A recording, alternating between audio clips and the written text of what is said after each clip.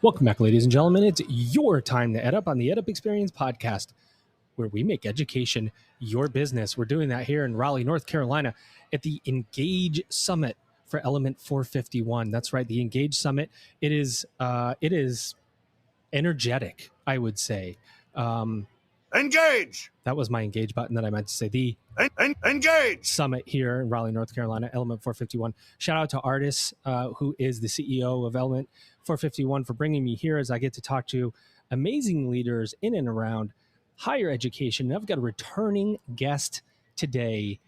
He's on his own. He had a sidekick last time. He booted his sidekick to the sidewalk, said he didn't need him anymore. I don't know how his sidekick will feel about these strong words that this guest had for him, but we'll reconcile that later. For now, he's on his own. Here he is, ladies and gentlemen. He is Mike McGetrick. He's the principal, creative and interactive service at Spark 451. Mike, what's going on? Joe, always great to be with you. Love your podcast. Love the energy. And thanks, man. I'm really excited to be here at Element Engage Summit. There's awesome people here. The Element staff is always cool and fun to be around with great technology, and the customers, they're full of energy, full of excitement to learn and really take this technology and implement it on their campuses. You just got off an hour-long session talking about all sorts of things. How you feeling right now? You feeling energized? You feeling like you need a sip of water? You feeling like, I know that up and down it happens. How you feeling? I'm feeling very relaxed after that session. It was a great session with a great crowd. These sessions, they take a lot of work, a lot of planning. You want to make sure you have all your details right and have some good graphics up there, and making sure you're not putting any obsolete information out there. So you got to cover the bases. Yes. Always cover the bases. You got to leave your audience wanting more. And in fact, first of all, let's go back to Spark 451. Let's just tell the audience and remind the audience again, what is Spark 451 and what do you do? Spark 51 is a full-service higher education marketing agency. So we help colleges enroll a class, whether it's an undergraduate class, graduate, continuing education. We help colleges and universities recruit students. Excellent. We need help recruiting colleges and universities. I mean, who knew that we need help recruiting? Demographic cliff. And so we've been talking about this a little bit. I had the chance to catch a bit of your presentation. And one of the things that stood out to me, and I'm sure it stood out to you because I saw you go, oh, or you kind of had this moment where I think you were surprised actually a little bit. You asked the audience, how many of you have done a customer journey map, a student journey map? And maybe two, I don't know how many, I couldn't see exactly, but there were not many people that raised their hand. Talk to us about journey mapping. What is journey mapping? What does it take to do it? And why is no one doing it? I mean, just start talking and I'll start asking you questions. Sure. So student journey mapping, as we call it, is a way of having empathy for your student audience, understanding what their path is to get to your doorway to enroll in your school. So it starts at the very beginning, from becoming aware of your school to actually researching it, inquiring, the application process, the visit process, all the touch points that you might have with them, and the feelings that they have along the way in that process. That could be one. Exactly. If you're not doing it right. And I think the very important thing in the beginning is for this school to ask, how might we make this experience better? Just like any piece of data, it's what you do with it that matters. Mm-hmm. So understanding what the steady state is of how students get to your doorway, how do they interact with you, where are they having problems, where are their bottlenecks, where's their frustration, and using that to be able to fix it and make a better process for them. There's an old movie. I think it's this movie. If I get the movie reference wrong, I'm sorry.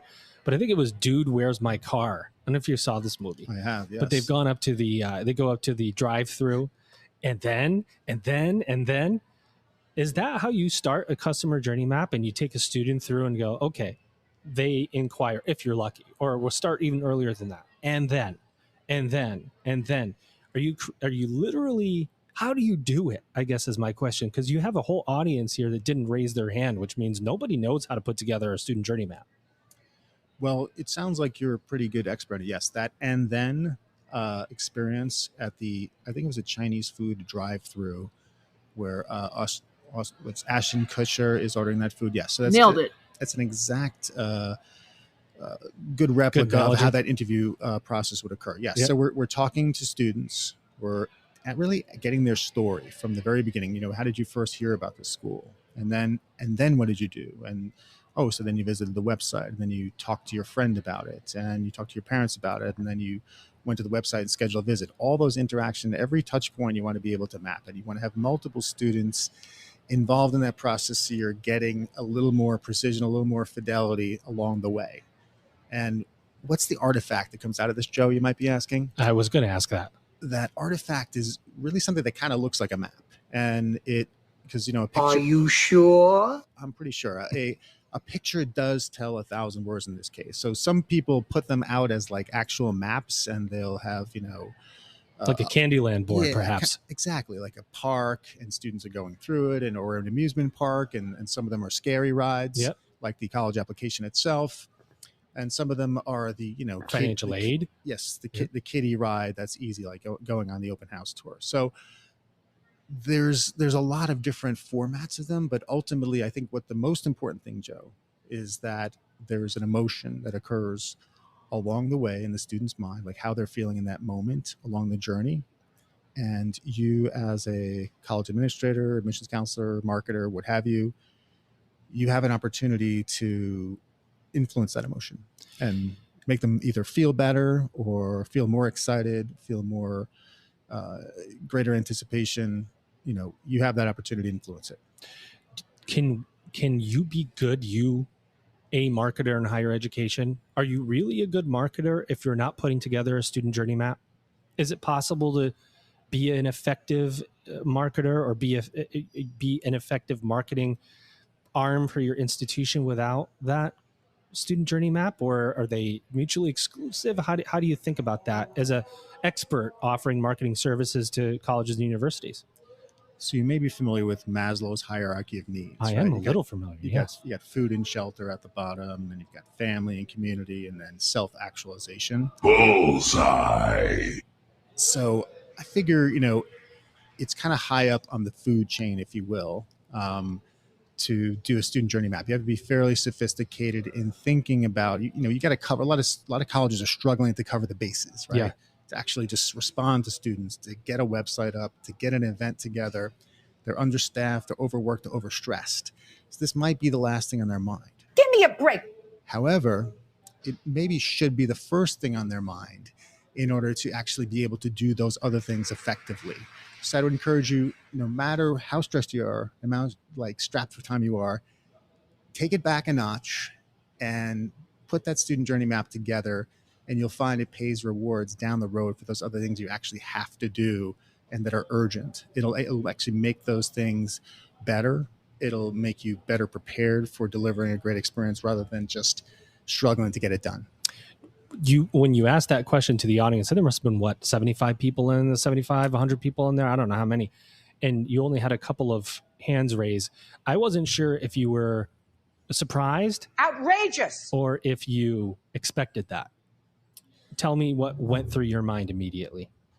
I was expecting at least a quarter of them to raise their hand and say they were doing it, maybe even half, but I wasn't expecting, a handful of people out of 75. That was a little bit a shocking, surprise, right? Yes. Because you think about where we are in higher education, demographic cliff. We know colleges and universities are running deficits. They're cutting. I mean, we see, if you read the news today, at West Virginia, R1 institutions cutting, I don't know how many millions of dollars in staffing positions and faculty positions. So it's not like we're in an environment where we should be surprised right now. You'd think we were doing everything possible, running, blocking, and tackling, which to me, a customer journey map, or a student journey map in this case, whatever you want to call it, is blocking and tackling. It's the basis for understanding the emotions your students go through, but also the barriers that they face and how you can remove those barriers.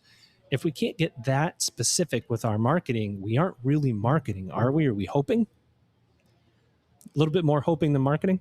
I think that's a pretty good take on that. And I just think what it comes down to is operationally, schools are running from one thing to the next. What the heck is going on? Their whole year is, moving from one class to the next, one cycle to the next, one funnel stage to the next, application to admit, trying to yield those students, and then moving on to the next class. And they never really take a moment to reflect. At least a lot of the schools that I've been observing, they need to take a moment, Joe. They need to pull it back a little bit and carve out a certain amount of time to get that done. Maybe it's the summer, maybe it's spring, post deposit.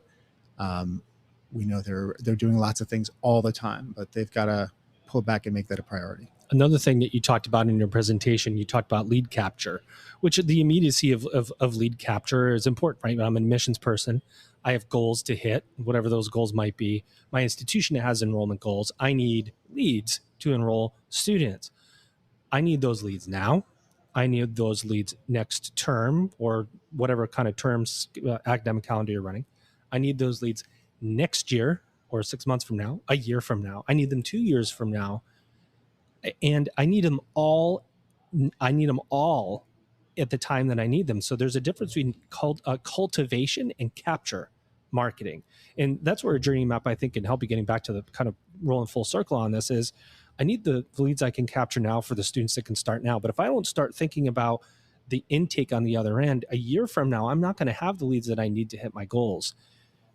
Cultivation and capture marketing is really tough because you only have a finite number of resources. So how much do you put in the leads you need now, and how much do you put in the leads you need later?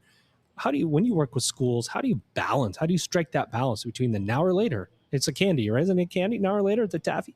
How do you strike that balance between what do I have to do now to generate leads? What do I have to invest in for the nurturing? Well, Joe, I think the schools need to look at it like they need to do themselves a favor in the future. And that favor in the future occurs now, right? And that comes to, let's say, if it's a traditional undergraduate school, cultivating sophomores and juniors when they're sophomores and juniors, and Really? making them aware of that institution, getting them on the radar, getting them to join your mailing lists, inquire, attend open houses early, and then that cultivation has to occur over a period of time. School students are making short lists while they're sophomores, and if you're not on that short list, you're not going to be able to. The list doesn't get longer typically; it just gets shorter. Yeah, you're not going to catch up as a senior. So there's a price to be paid for not getting ahead of that curve, and so we encourage all of our schools to engage with students earlier. There are challenges coming up, of course, with fewer students taking standardized tests. Nailed it. Changes being made to the name availability. Nailed it. The SAT in particular. Nailed it. And ACT following them about, not sharing certain names of Yep. students who take, in-school tests. So there's a lot of transformation in the industry going on, and new sources of how those names come to the school are coming to light, and people are creating new resources. So it's all about adaptation, Joe. And I like that, adaptation. I like that, right? Yeah, that's a good word. And one of the way, if you actually go to the beginning of a customer or a student journey map and you think about website, this is another part of your presentation. You kind of laid out some key points on what makes a good website. Can you just do a quick review for us? I'm listening right now. How do I judge my website? First of all, how do I even know if I have a good website? Should I do a competitive analysis? Should I compare my website to other higher ed institutions, or should I compare my website to other, marketing type institutions or banking institutions? Where do I start, and what do I really need in a website, giving me 3 to 5 things that I should think about when I have a website? My website that I already have. So that was a great setup, Joe. I think there's a lot of things to think about. First and foremost, I think so many college websites look the same. I gave my example of Monsters University by Pixar, creating monsters.edu. It was a lampoon of a typical higher ed website. Reese's did the same thing because they all look so similar that they were able to lampoon them and reproduce a higher ed website in a parody way. And in a way, we parried ourselves by looking so similar. So, what's some way you can tune up your site design to make it look a little bit differentiated.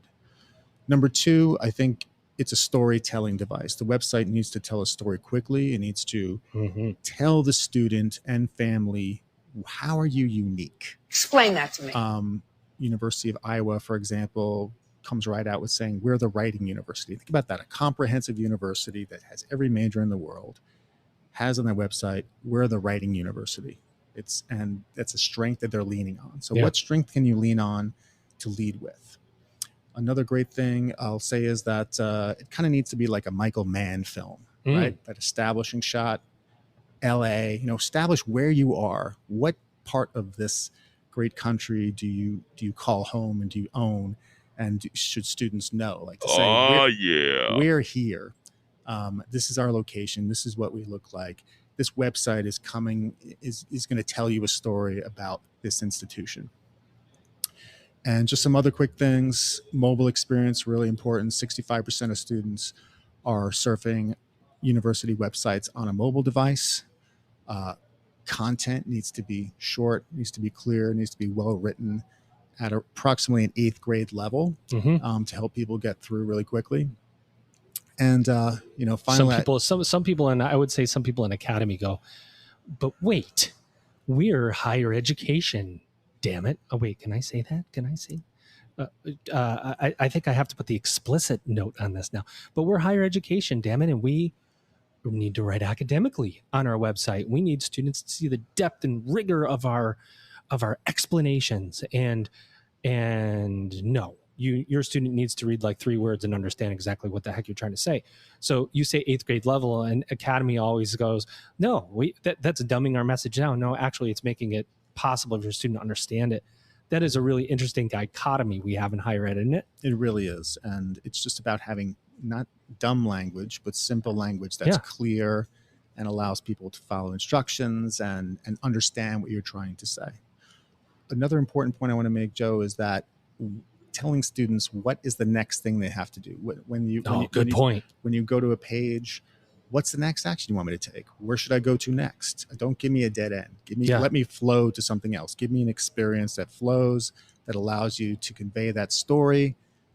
If there's an admissions page, what's the next thing you want me to do? If I've looked at my major page, what's the next thing I should look at if I'm still interested in? Don't leave any dead ends. Yeah. That's the key. Do not leave dead ends. It's why they created the green bar. It's like, when you go through, fill out your health forms before you go to the doctor, and the green bar says you're 50% done, you're 75% done, because people will typically click out of things. They need to know that they're being moved along to an endpoint. If you leave them hanging, they're just going to hang. And then you're going to be left going, we had all these people visit the website and we have no inquiries. So this is a really funny world we live in right now when it comes to higher ed marketing and sales, which we don't say sales often enough in higher education, in my opinion. I like to say it, but people don't like me saying it sometimes. But I also say anything I want to say because this is my podcast. It's a whole tautology, it's like a loop. Anyway, getting back to the point, we have to say what it is. We have to market to students. We have to sell them on a program, and you cannot do that if you don't have the right partners. What do you offer at Spark 451 that can help schools get to the next level? So we offer a number of things, Joe. First and foremost, we have an enrollment strategy group of experienced admissions and marketing professionals, an organization who have worked in higher ed. They can solve any enrollment admissions challenge, from student search, identifying students early as sophomores, juniors, and nurturing them all the way through to the application and enrollment process when they're seniors, to working with graduate programs, bringing in a class for that, through digital marketing, through list building, through direct marketing, all sorts of nurture activity, every type of content creation to serve these campaigns, from video to writing to even publications, Joe. Believe it or not, I believe it. Print publications are still being produced. Really? And we have this pretty awesome, dedicated staff of designers who does awesome work in that area. So we have the capability of helping a school solve its enrollment problems and do it in a very brand-oriented, storytelling and positive way that's going to help students understand that there's value there and that there's a future for them at that institution and something that's real. Most importantly, Mike, and I want to kind of take us full circle from where we started this episode, almost like a student journey map. And coming back to the first time you were on the EdUp Experience podcast and you had a colleague named Steve with you, if I don't remember his last name exactly. Steve Kirsch. Yes. And in the episode that the two of you recorded, he said a few things, Mike, about you. And now he's not here today because I heard that you did not want him here. I don't know if that's true or not. But is there anything you want to say to Steve right now? Shout out to you, Steve, by the way. Anything you want to say to Steve? Since we have an open mic. First of all, Steve is my best friend and my business partner. So he's an awesome individual who I love very much. Good setup. But I will say that he is highly opinionated. Mm-hmm. He thinks he's never wrong. And he has a way of feeling that he never should be doubted. To his credit, he is right a lot of the time. But when he's wrong, he will never admit it. Ladies and gentlemen, if you don't know if you go back, I first met Mike and Steve at Jen's Bar, a jam. I got a chance to record with them in one of the funnier episodes in the entirety of the EdUp Experience podcast range of episodes we've done. In fact, I listened to it twice, which I don't actually go back and listen to a lot of the episodes, but because of the exchange, it was so funny, but it was very meaningful, and it gave you some perspective on what Spark 451 can do for your school in terms of the experts that they provide, the insights, and the differences of opinion, which only make us better. And with that, ladies and gentlemen, let me bring him back to the mic one more time. Here he is. He's Mike McGetrick. He's Principal Creative and Interactive Service at Spark 451. Mike, thanks for coming back. Thanks, Joe. It's been a pleasure, as always. Ladies and gentlemen, you've just EdUp'd.